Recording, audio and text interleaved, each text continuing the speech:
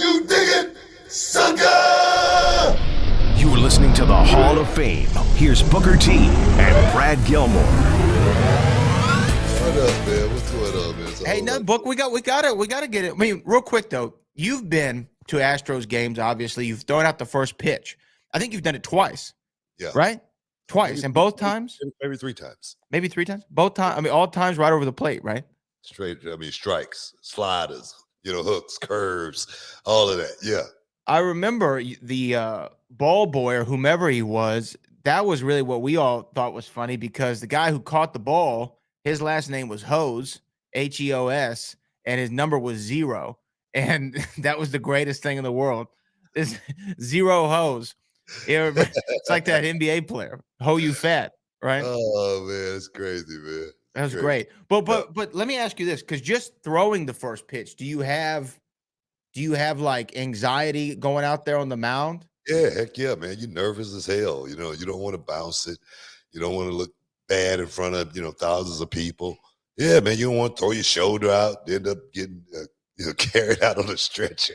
No, I'm serious, man. It is a lot goes into throwing that first pitch, and even at the like the AAA games when I've had to do it, it's always been like that nervous energy to just try to make sure I get it over the plate. So yeah, it's not easy.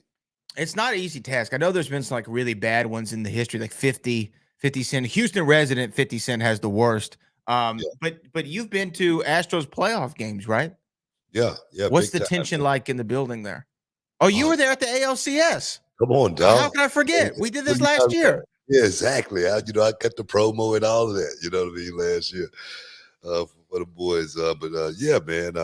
That energy, man, is different than anything that you've ever been a part of. Most big events are like that. No matter whether it's baseball, it could be WrestleMania. It could be the Super Bowl. Daytona 500. They all have that energy, man, that's just radiating, that you can feel it inside your blood, and you just want to be a part of the action, So yeah, man, I totally get it, man. I totally understand it. But it's different than anything you've ever been a part of. It's crazy. And you know what else I was thinking about with the Astros is even though we've lost players, right? Like we lost, Garrett Cole as the pitcher. We've lost Carlos Correa's with the Tigers now. I think George Springer's with the Blue Jays, I believe. Yeah, and none of those guys, none of those teams, make it to the postseason every year like the Astros do.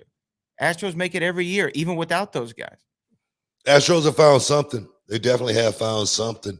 And I tell you, man, when the big coaching change came, and Dusty Baker came in, I was wondering, man, how the team was going to fare out. But I must say, man, he has been doing a hell of a job. He's calm, cool, and collected too. Like you see a lot of the managers for MLB ball clubs. Some of them are very cool with their disposition, but they jump and they do this and they make the faces. Dusty literally just sits there. He's always got gloves on, which I don't know if that's a COVID thing. That's just because he's old. You know what I mean? He's like, look, I don't know what I'm touching. I don't know what I'm touching. Probably a germaphobe, man, because I don't know. And those not baseball gloves either. Those are latex. I mean, those. They're either that or he's got his isotoners on. You know what I'm saying? I don't know what he's doing. I'm serious, man. So I don't know, but he has. Again, he's been doing a hell of a job. Can you dig it, sucker? You are listening to the Hall of Fame. Here's Booker T and Brad Gilmore.